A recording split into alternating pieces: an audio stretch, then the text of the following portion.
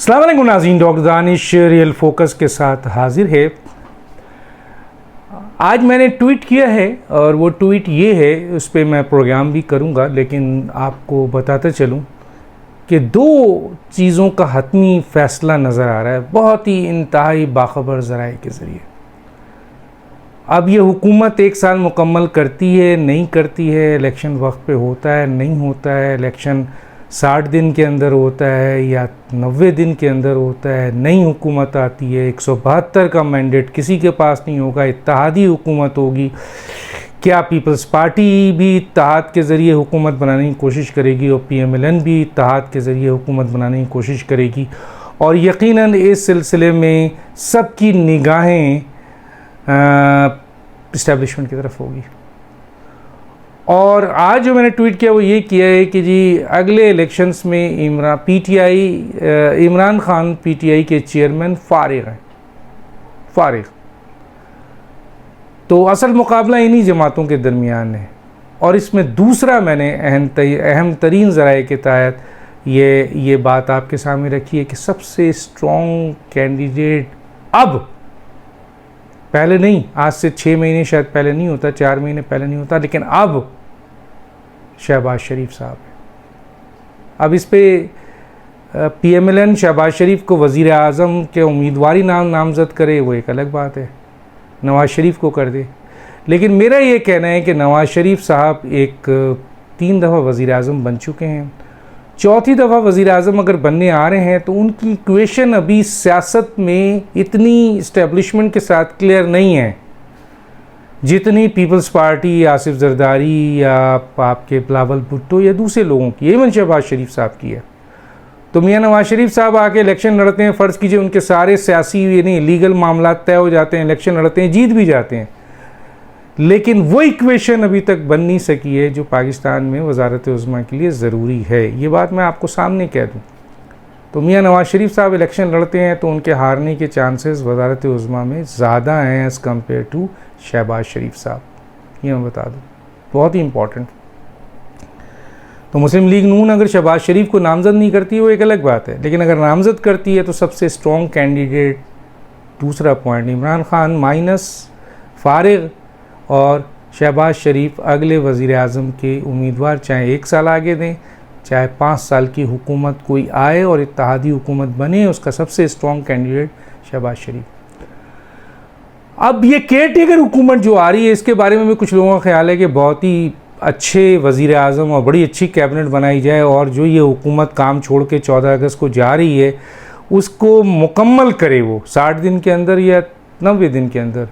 लेकिन नाम जो सोशल मीडिया में चल रहा है, ऐसे ऐसे लोगों का नाम चल रहा है, ऐसा लगता है पाकिस्तान बनाना स्टेट और ये सब कल्लू कसाई और पट्टे खान और आपके अल्लाह दित्ता और क्या कहना चाहिए फला तारा मसीह और पता नहीं कौन कौन जो हैं वो अब वज़ीर आज़म के कैंडिडेट के लिए नाम डाले जा रहे हैं। और अगर सियासी जमातों ने इस तरह के लोगों को निगरां वज़ीर आज़म बनाया तो ये पाकिस्तान की बहुत बड़ी तकलीफ़ दह बात होगी, ना सिर्फ इनकी बल्कि इस्टेब्लिशमेंट को भी चाहिए कि वो इस पर निगाह रखे कि ऐसे लोग ना, हाँ, निगरां हुकूमत को यार बहुत ही मैच्योर, समझदार और बाशऊर और काबिल और अहल और एक्सपीरियंस बंदा हो जो ये 2 महीना जितना भी है इसमें 3 बड़े अहम काम उसे करने हैं। एक तो ये करना है कि देखें, इसमें कोई शक नहीं है कि आने वाले वक्त में PTI या इमरान खान साहब की नाअहली हो रही है और इसके साथ साथ वो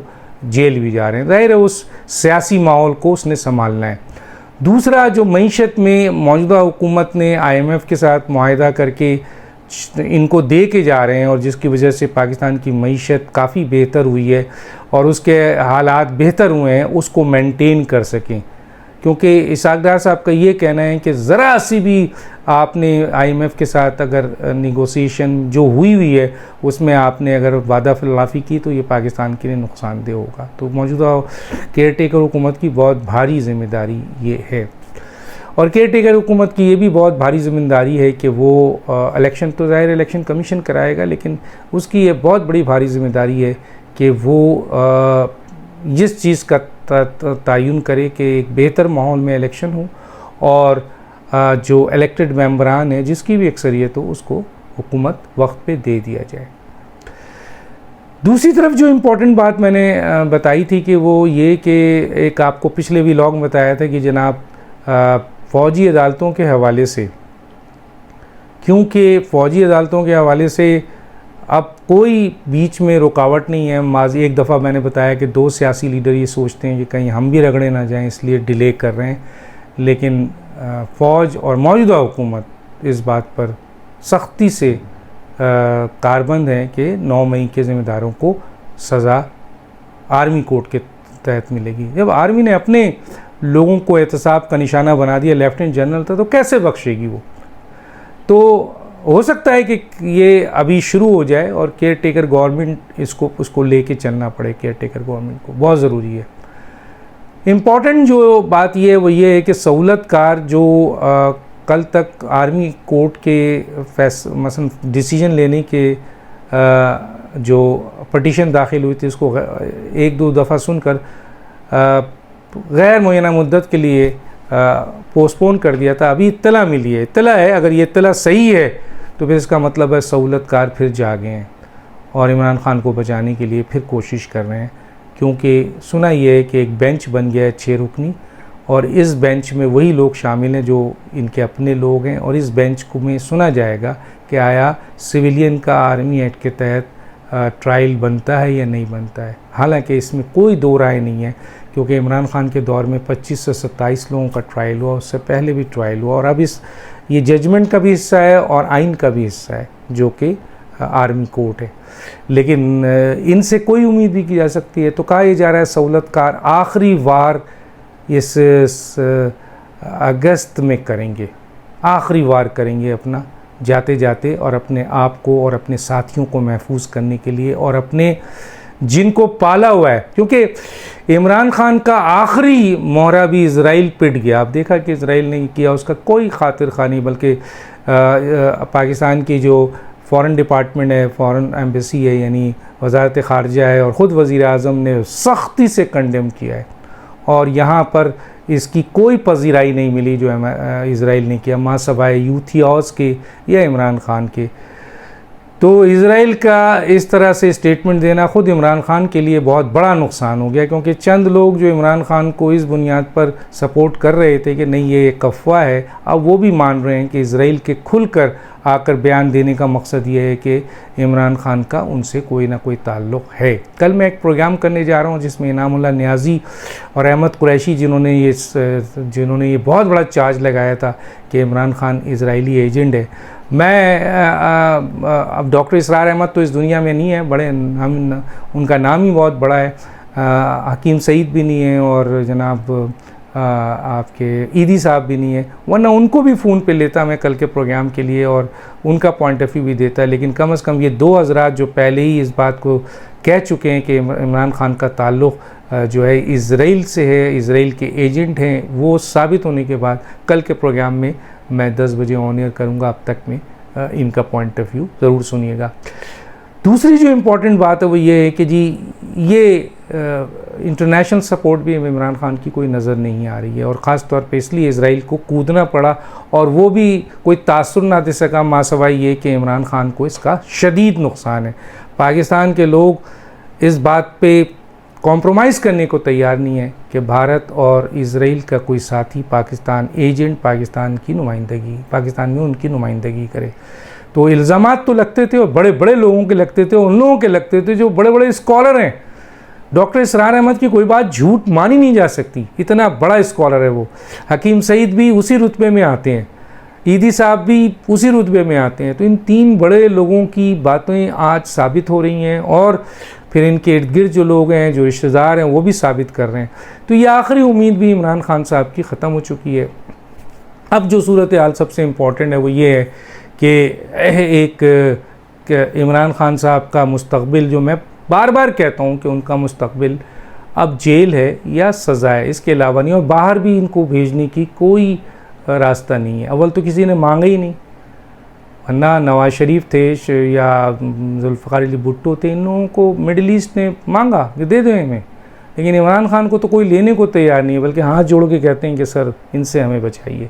इसके बारे में बहुत सारी स्टेटमेंट मौजूद है, किसी स्टेज पे मैं दूंगा, लेकिन इस वक्त जो सबसे इम्पॉर्टेंट बात है वो ये है कि सहूलतकार आखिरी वार करने जा रहे हैं। ये वाली बात भी अगर सही है कि उन्होंने बेंच बना दिया है फ़ौजी अदालतों के ख़िलाफ़, तो इसका मतलब है कि ये कोई एक फिर इनको जगाया गया है और इनको कहा गया है गैर मुय्यना मुद्दत का केस उठा के लाएँ और इस पर फ़ैसला दें ताकि इमरान खान साहब कम अज़ कम जो है वो फ़ौजी अदालत से तो बचें। अब देखते हैं कि किस हद तक, क्योंकि इसमें ISPR और जो कोर फॉर्मेशन आपकी जो कमेटी थी, इजलास था, उसमें सख्त मौक़िफ़ इख्तियार किया गया था और ख़ुद फ़ौज एक बड़े एहतसाब से गुजरी है। उसमें 1 lieutenant general, 3 major general, 15 brigadier को उन्होंने एहतसाब के दायरे में लाए हैं। इसके अलावा उनके कई रिटायर्ड जनरल्स की फैमिलीज़ भी इस वक्त इस अताब में हैं। तो क्या फ़ौज इस बात पर